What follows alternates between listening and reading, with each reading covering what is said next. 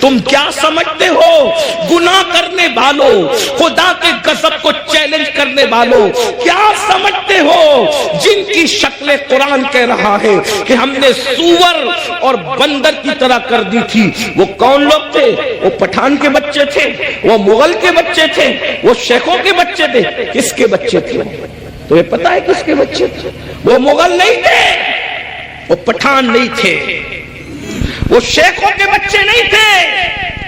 جن کی صورت اللہ نے سور اور بندروں کی طرح کی وہ انبیاء کی اولاد میں سے تھے۔ اللہ قرآن اٹھا باضابطہ ان کا نسب پہلے بیان کیا، وہ بنی اسرائیل تھے۔ اور بنی اسرائیل کون ہے؟ اسرائیل حضرت یعقوب کا لقب ہے، اور بنی اسرائیل مطلب اولاد یعقوب، اولاد یعقوب، اللہ اکبر۔ اور اولاد یعقوب کا مطلب کیا؟ یہ بنی اسرائیل اور یعقوب علیہ السلام کا سلسلہ نسب کیا؟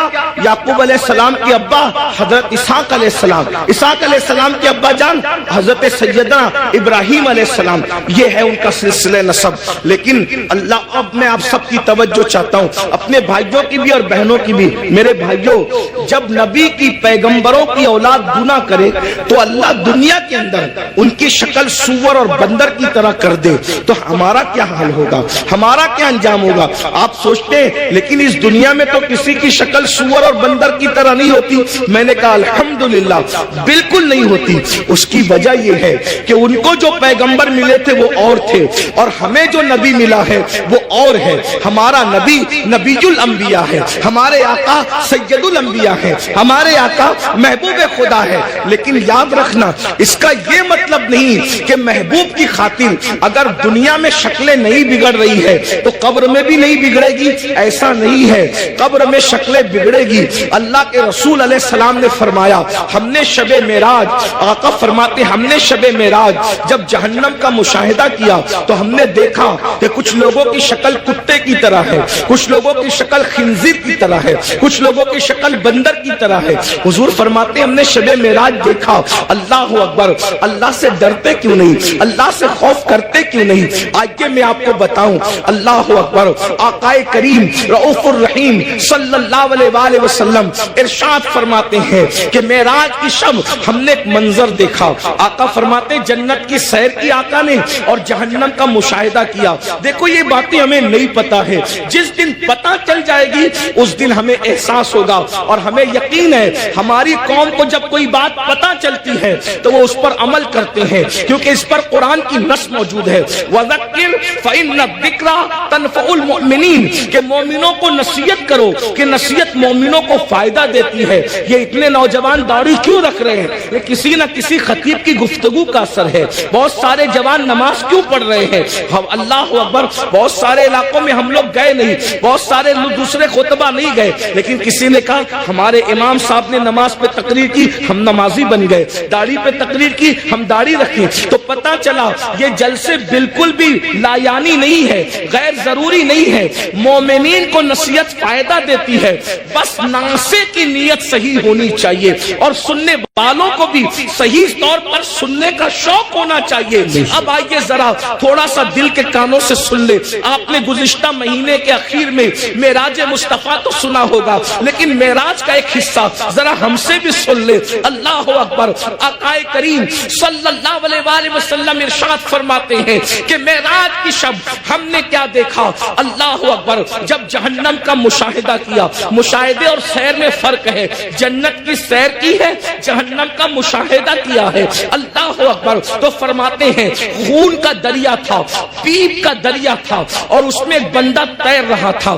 خون اور پیپ کے کھولتے ہوئے دریا کے اندر کوئی تیر رہا ہو، تھوڑا توجہ کیجئے گا میرے پیارے آقا علیہ الصلوۃ والتسلیم کے پیارے دیوانوں، ذرا غور کیجئے گا۔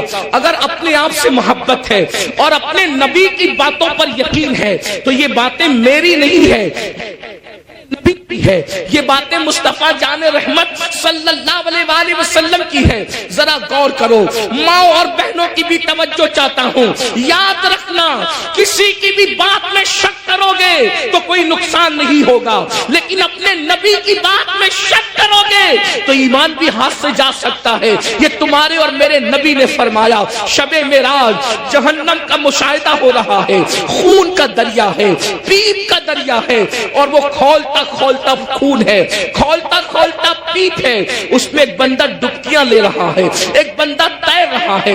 جیسے ہی وہ منہ باہر نکالتا ہے، جیسے ہی وہ سر باہر نکالتا ہے، اس کے منہ میں پتھر ڈالے جاتے ہیں، جہنم کی آگ کے بنے ہوئے پتھر اس کے منہ میں ڈالے جاتے ہیں، اور اس کا منہ پھر اسی دریا میں ڈوب جاتا ہے۔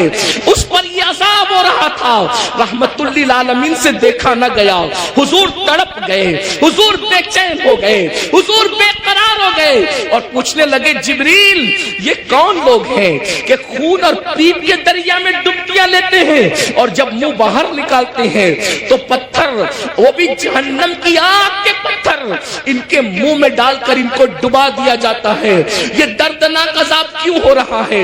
تو جبریل امین نے عرض کیا یا رسول اللہ، یہ آپ کی امت کے وہ لوگ ہیں جو دنیا میں سود کھایا کرتے تھے، یہ سود کا کاروبار کیا کرتے تھے، یہ سود کا دھندا کیا کرتے تھے۔ میں آپ سے پوچھنا چاہتا ہوں، دنیا ہی سب کچھ ہے، بولو اگر کسی سچے مسلمان کو یہ پتا چلے کہ سود کھانے کا انجام کیا ہے، وہ پیپ کا دریا، وہ خون کا دریا۔